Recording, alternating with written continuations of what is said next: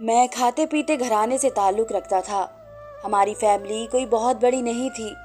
मैं, मेरी बहन, माँ और बाबा थे। बाबा की अपनी कपड़ों की छोटी मोटी दुकान थी और फैमिली बड़ी ना होने की वजह से हमारा खुशहाल घराना था। बाबा और माँ हम दोनों से बहुत प्यार करते थे क्योंकि हम ही उनके सब कुछ थे। उन्होंने हमें बेहतरीन स्कूल में पढ़ाया। यहाँ तक तो सब ठीक था, लेकिन मेरी आदतें बहुत ख़राब हो रही थी। वजह शायद मेरे दोस्त थे जो कि मुझसे भी ज़्यादा अमीर थे। वह हर वक्त कोई ना कोई घटिया हरकत करते रहते थे। पहले पहल तो मुझे ये सब बहुत बुरा लगा, लेकिन फिर मैं भी उनमें शामिल हो गया। कभी माँ बाबा ने भी कोई नसीहत नहीं की थी, सिर्फ हमें एक ही बात कहते थे कि दिल लगा कर पढ़ना और अच्छे नंबर लेकर आना। इस तरह हमें खुली छूट मिल गई और माँ हमेशा मुझे बाबा से बचा लेती थी। वह मेरे लिए पूरी दुनिया से लड़ने को तैयार थी।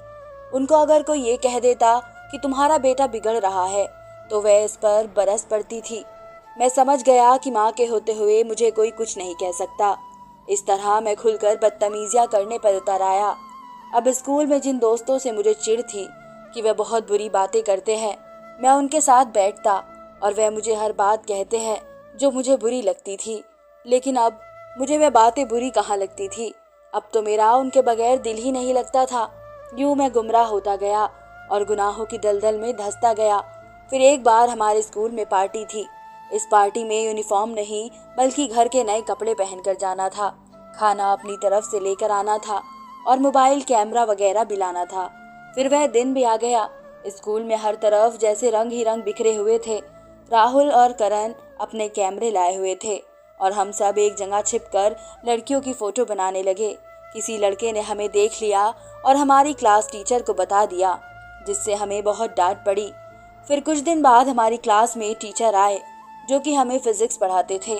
उन्हें भी वह बात पता चल गई थी और फिर वह नरम लहजे में समझाने लगे कि ये बात बहुत बुरी है, लेकिन हम चुप होकर बैठे थे। तब वो बोले, देखो बेटा, अभी तुम लोगों को हमारी बातें गलत लगती है।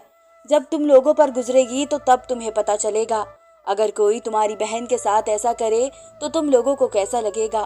फिर राहुल ने खड़े होकर कहा, सर, मेरी तो बहन ही नहीं, माँ तो है। सर के कहने पर वह ढीठ पने से मुस्कुराया। उससे क्या होता है? देखो बेटा, ये मत समझना कि तुम किसी की बहन के साथ बदतमीजी करोगे तो तुम्हारी बहन सुरक्षित रहेगी। नहीं, ये कुदरत का इंसाफ है।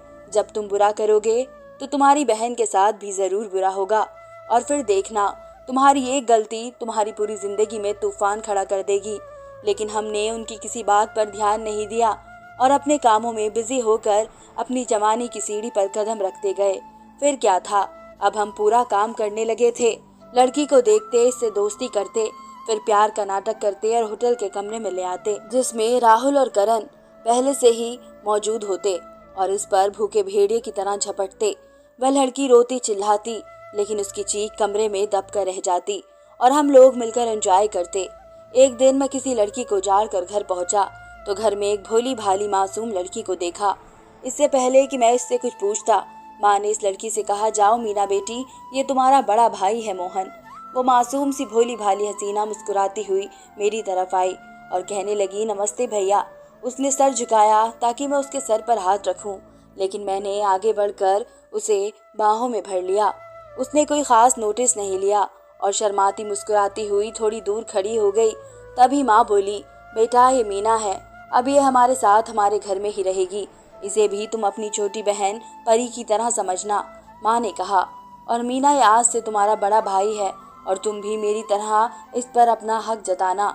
मीना देखने में तो भोली भाली लड़की लगती थी, लेकिन मैं गजब की खूबसूरत और हसीन थी।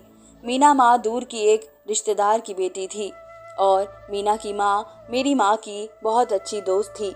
मीना के दो भाई थे। इसके माँ बाप का देहांत हो चुका था। दोनों भाई भी शादीशुदा थे और वे उसकी जरा भी परवाह नहीं करते थे। दोनों अपनी बीवियों में मस्त थे और इसकी भाभियाँ इससे खार खाती थी। आए दिन उनसे झगड़ा करती थी, इसलिए वह माँ के साथ आ गई थी। माँ तो वैसे भी बहुत अच्छी औरत थी और वो उसे अपने साथ लेकर आ गई और यूं मासूम सी भोली भाली मीना बेफिक्र होकर उसे अपना घर समझने लगी। मीना को जो काम बताया जाता झट वह काम करने लगती और वो मेरे काम को बहुत ही शौक से करती थी। एक दिन मैंने उसे कपड़े इस्त्री करने का कहा था। वह गुनगुनाते हुए मेरे कमरे में दाखिल हुई। मोहन भाई, कौन से कपड़े इस्त्री करूं? उसने मासूमियत से पूछा था और मेरे अंदर का दरिंदा आहिस्ता आहिस्ता जागने लगा था। वह सफ़ेद वाले कर दो, मैंने गुनगुनाते हुए कहा था। नहीं मोहन भाई, आज आप ये वाले कपड़े पहनो, देखो कितने प्यारे लग रहे हो आप, इसने कपड़े दिखाते हुए कहा और मैंने इसे जोर से अपने गले लगाया। इससे पहले कि मैं कोई चीज़ आगे करता, वो पीछे हुई और इसकी आंखों में आंसू थे। मैंने हैरानी से पूछा था, क्या हुआ? कुछ नहीं भैया, मैं सोच रही थी कि इतना प्यार तो कभी मेरे सगे भाई ने भी नहीं किया जितना आप करते हैं। इसने आंसू साफ किए और बाहर निकल गई और मैं शैतानी सी हंसी हंसता हुआ उसे देखता रहा और सोचता रहा कि माल तो घर में ही मौजूद है, वे भी एकदम नर्म और फ्रेश। यह सोचकर मैं हंसने लगा। मुझे बहुत शैतानी ख्याल आ रहे थे और मैं ये भी नहीं सोच सकता कि वह भोली भाली लड़की मुझे भाई मानती है, और वह तो इतनी मासूम है कि मेरी हर बात को समझती ही नहीं, बल्कि वह समझती है कि मैं भाई होने के नाते इसे गले लगाता हूँ। फिर कुछ दिन बाद सब घर वालों को मोहल्ले में किसी की शादी में जाना था। मीना ने जाने से इनकार कर दिया और मैंने भी मौके का फ़ायदा उठाकर इनकार कर दिया। इतना अच्छा मौका फिर नहीं आ सकता था। सारे घर के बंदे जा चुके थे तो मैं नहाने के लिए वॉशरूम में घुस गया। मैं कुछ देर पानी बहाता रहा, फिर मैंने मीना को आवाज़ दी। वह समझी कि शायद मैं कपड़े मांग रहा हूँ। वह पहले भी अक्सर मुझे कपड़े देने आया करती थी। वह कपड़े लेकर आई तो मैंने उसकी कलाई पकड़ ली। भैया, क्या कर रहे हो? ये लीजिए कपड़े। मेरी कलाई छोड़े। उसने दीवार का सहारा लिया और कपड़े मुझे देकर वापस अंदर चली गई। मैंने पैंट पहनी और फिर बाहर निकल आया। मीना अंदर अपने कपड़े बदल रही थी। मेरे अंदर का दरिंदा पूरी तरह जागने लगा। मैं अंदर दाखिल हो गया। मीना ने बौखला कर दुपट्टा आगे किया और कहने लगी, सॉरी भैया, मैंने कुंडी नहीं लगाई, आप बाहर जाएं, मैं अभी आती हूँ। उसके चेहरे पर हवाइयाँ उड़ रही थी। मैं उसके करीब गया तो वो कहने लगी, ये आप क्या कर रहे हैं? भाई बहनों से भी ऐसा मजाक करते हैं क्या? वह रोने वाली आवाज़ में बोली थी, लेकिन मैं बेपरवाह आगे बढ़ा। प्लीज़ मुझे अपने करीब आने दो, मैंने मुस्कुरा कर कहा था। आप बहन भाई जैसे साफ रिश्ते को गंदा कर रहे हो। वह 2 कदम पीछे हटी। देखो मीना, किसी को पता भी नहीं चलेगा। मैं एकदम आगे बढ़ा और उसको पकड़ लिया। मुझे छोड़ो, ऊपर वाले का वास्ता मोहन भाई, मुझे छोड़ दो। भगवान के कहर से डरो, तुम्हारी भी बहन है, छोड़ दो मुझे। वह रोती रही, लेकिन मैंने अपना काम पूरा किया। फिर उसे इसी हालत में छोड़कर मैं बाहर निकल गया। सब लोग शादी से वापस लौटे तो इसे इस हालत में देखकर सबके पैरों तले से जमीन निकल गई। माँ ने भागकर इसे कपड़ों से ढका और फौरन इसे गले लगा कर रोने लगी। फिर माँ ने उससे पूछा तो उसने मेरा नाम लिया और मैं साफ मुकर गया। मैंने कहा कि जब आप लोग गए थे तो मैं घर से चला गया था, लेकिन जब मैं वापस लौटा तो मैंने एक आदमी को घर से बाहर जाते हुए देखा था। जब मीरा ने मेरी तरफ इशारा किया, मेरी माँ ये बात सुनकर गुस्से में आ गई और उसे बुरा भला कहने लगी। मैंने तुझे घर में पनाह दी और तूने मेरे ही बेटे को फंसाना चाहा। काश मुझे मालूम होता कि तुम कितनी बुरी लड़की हो, इसलिए तो तुझे तेरे भाइयों ने भी निकाल दिया। वो रोती रही, सफाई देती रही, लेकिन किसी ने उसकी बात नहीं सुनी, किसी ने उसके साथ इंसाफ नहीं किया। मैं एक कोने में खड़ा उसे देखता और मुस्कुराता रहा, यहाँ तक कि माँ ने उसे घर से बेदखल कर दिया। तभी मैं भी बाहर निकल आया। देखो मीना, ये मैंने कहा था ना कि किसी को मत बताना। अब देखा तुम्हारा क्या हाल हुआ है। अब कहाँ जाओगी? अगर तुम मेरी बात मानो तो मैं तुम्हें इस घर में वापस ले जा सकता हूँ। मैंने घटियापन की हद पार कर दी थी। उसने एक जोरदार थप्पड़ मेरे मुंह पर मारा और कहा, घटिया इंसान, तू मेरी इज्जत से खेला है। देखना, कल मेरा बदला कोई तुमसे जरूर लेगा। इस दुनिया में किसी ने मेरे साथ इंसाफ नहीं किया, लेकिन ऊपर वाला जरूर इंसाफ करेगा। ये कहकर रोती हुई चली गई। इसके बाद वह अपने भाइयों के घर गई। कैसे गई मुझे नहीं पता, लेकिन वहाँ भी इसकी कहानी सुनने के बाद उसकी भाभियों ने उसे ही गलत कहा, उस पर इल्जाम लगाकर उसे घर से बाहर निकाल दिया। हर वह दरवाज़ा खटखटाया जो वह जानती थी, लेकिन सब ने उसे बाहर कर दिया। वह पागलों की तरह गली गली नुक्कड़ नुक्कड़ फिरती रही। कहीं इसने कुछ मर्द को खड़े देखा और अंधाधुन भागने लगी। मोहन के बाद इसका हर रिश्ते से भरोसा उठ चुका था। वह समझी कि वह मर्द भी इसका जिस्म नोचने के लिए खड़े हैं। वह भागते भागते किसी चीज से टकराई और उछलकर सड़क पर जा गिरी। वहां से आते ट्रक ने उसके जिस्म की धज्जियां उड़ा दी कि मरने के बाद इसका किस्सा रह गया। किसी ने मुझ पर केस नहीं किया और तो और किसी ने ये भी नहीं देखा कि वह मासूम सी लड़की किस चीज़ से टकराई थी। वह मेरी बाइक थी और वह भी मैंने जानबूझकर किया, कोई मुझ पर केस ना कर सके। मैंने इस लड़की के साथ ज़बरदस्ती की है। और फिर मैं थोड़ी दूर जाकर खड़ा हो गया। जब इसने अपनी आखिरी सांसें ली तब मैंने सुकून की सांस ली और खुद को हल्का महसूस करने लगा। अब हमारे घर में मीना का जिक्र नहीं होता था। ऐसा लगता था कि वह कभी हमारे घर का हिस्सा थी ही नहीं। बाबा और माँ अपने कामों में बिजी हो गए और मैं अपने कामों को फिर से करने लगा। इस वाक्य को गुजरे साले हो गए। एक दिन मीना का भाई मीना से मिलने आया। हम सब हैरान हुए कि उन्हें मीना के बारे में मालूम ही नहीं था। हालांकि मीना अपने घर भी नहीं गई थी। माँ ने उसे सारा किस्सा बताया तो वे एकदम गुस्से में आ गए, लेकिन माँ ने उसे बेइज्जत करके घर से निकाल दिया। मीना का भाई घर पहुंचा तो उसने सबसे पहले अपनी बीवी को अपने पास बुलाया और उससे मीना के बारे में पूछा तो उसने कहा कि वे यहाँ नहीं आई थी। जब उसने अपनी बीवी को डांटा तो उसने सब कुछ बता दिया कि उसने इसे अपने घर में ही नहीं आने दिया। उसने अपनी बीवी से बहुत लड़ाई की और नाराज हो गया, लेकिन अब क्या फायदा था। वह मासूम तो इस दुनिया से जा चुकी थी, वह भी चरित्रहीन का इल्जाम अपने ऊपर लेकर। फिर 5 साल का वक्त गुजर गया और मेरी बहन भी जवान हो चुकी थी और इस वक्त में मेरी बहन का रिश्ता आया जो कि हर लिहाज से बेहतर था। माँ ने झट से हाँ कर दी और फिर रोज शॉपिंग होने लगी। बहन का सारा दहेज इकट्ठा हो चुका था। घर में भी बहुत खुशियाँ थी और मैं भी बहुत खुश था। होता भी क्यों ना, आखिर मेरी बहन की शादी थी।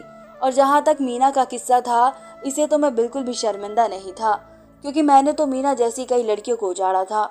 मुझे कोई पछतावा भी नहीं था। कभी कभी मैं सोचता था कि लोग कहते हैं जो दूसरों के साथ गलत करता है उसके साथ भी वही होता है, लेकिन मेरे साथ ऐसा कुछ नहीं हुआ था। अब तो मेरी बहन की शादी भी हो रही थी, ये सोचकर ही मैं सुकून से था। लेकिन कहते हैं ना कि भगवान के यहाँ देर है अंधेर नहीं। इस तरह बहन की हल्दी हुई और माँ बाबा सारा दहेज का सामान देखने चले गए। मैं बहन के पास आया और कहा कि तुम खाना मत बनाओ, मैं होटल से लेकर आता हूँ। मैं मुस्कुराता हुआ बाहर निकल गया।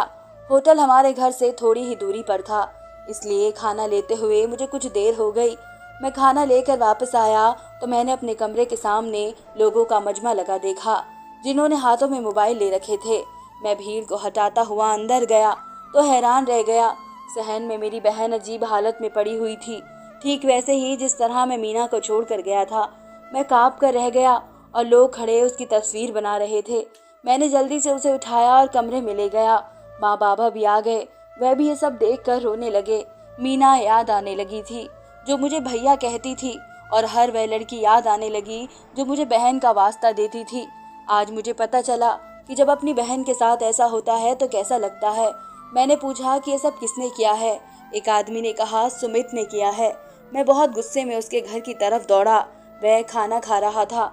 मैंने घर में दाखिल होते ही इसका गला दबाकर इसकी जान ले ली। इसी बीच किसी ने पुलिस को फोन कर दिया और वे आकर मुझे पकड़ कर ले गए। इसके बाद मुझे अदालत में ले जाया गया, जिसमें मैंने अपने सारे अगले पिछले स्वीकार किए कि मीना से मैंने जबरदस्ती की थी। माँ बाबा अपना कलेजा थाम कर रह गए और मीना का भाई और उसकी भाभी शर्मिंदगी से नजरें चुराए हुई खड़ी थी। मैंने सारे पाप स्वीकार कर लिए थे, इसलिए अदालत ने मुझे उम्र कैद की सजा दे दी थी। आज पूरे 11 महीने हो गए हैं मुझे जेल में बैठे हुए, और इस सब का मैं ही जिम्मेदार हूँ। मैंने अपनी जिंदगी अपने हाथों से खत्म कर डाली। मीना ये बात सही कहती थी कि कुदरत जरूर इंसाफ करेगी, और वह ठीक कहती थी। आज कुदरत ने इंसाफ कर दिया था। ये मेरी सजा है। जब मुझे माँ बाप की सेवा करनी चाहिए थी, मैं जेल में आ गया। बहन की मेरे कर्मों की वजह से शादी टूट गई। अगर मैं शादी कर लेता और एक इज्जतदार जिंदगी गुजारता, लेकिन अब क्या हो सकता था। मीना रोज मेरे ख्वाब में आती थी और मुझे कहती, मोहन तुम्हें सजा जरूर मिलेगी। और जब मुझे सजा मिली, वे एक दिन मुस्कुराती हुई मेरे ख्वाब में आई। मैंने देखा, उसने कहा, मोहन किसी ने मेरे साथ इंसाफ नहीं किया, लेकिन कुदरत का इंसाफ देखो, उसने कैसे बदला लिया है मेरा। इतने वक्त में मोहन की माँ उससे सिर्फ 2 बार ही मिलने आई थी। वह माँ जो जिसके लिए सारी दुनिया से लड़ने को तैयार थी, वह आज इसकी वजह से अपने खानदान से कटकर रहने लगी थी। मुलाकात पर माँ ने कहा था, मोहन मुझे कहते हुए बहुत शर्म महसूस हो रही है कि मैंने तुझ जैसे बेटे को जन्म दिया है, और दरअसल गलती मेरी है। मैंने तुझे अगर शुरू से ही लड़कियों की इज्जत करना सिखाई होती तो आज ये नौबत ही ना आती। तेरी बहन एक जिंदा लाश बनकर रह गई है और यही हाल अब मेरे माँ बाप का भी है। गली से गुजरते हुए उन्हें कितनी बदनामी उठानी पड़ती है, ये तो वही जानते हैं। एक बात तय है, इंसान जो कुछ भी करता है उससे पहले अपना अंजाम भी सोच कर करे। उसका किया हुआ हमेशा उसके सामने आता है। धन्यवाद दोस्तों।